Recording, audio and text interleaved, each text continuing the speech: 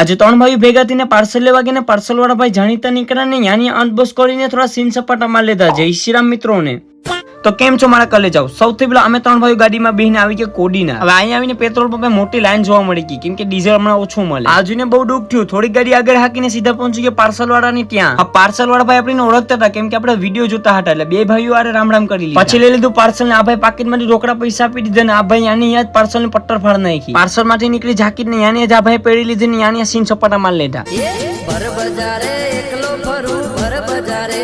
ભાઈઓની લડત હે તો ઘરમાં કરી ગયા હે ને ભરવજર એકલા પડે. આ જાકીર ને ટોપી વાળા ભાઈ ને લઈને પહોંચી ગયા દરજી વાળા કેમ કે જાકીર ને સિલાઈ મરાવવાની હતી. ભાઈઓનું કામ ભાઈઓ કરે છે. તાલી વગાડો.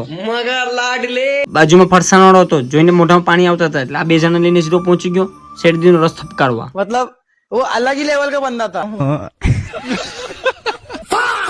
ત્યારબાદ કેસરી ટી શર્ટ વાળો ભાઈ ગાડી લઈને આવ્યો એટલે સીધો એને ઉપાડીને પહોંચી ગયા પાણીપુરી ના ઠેલે.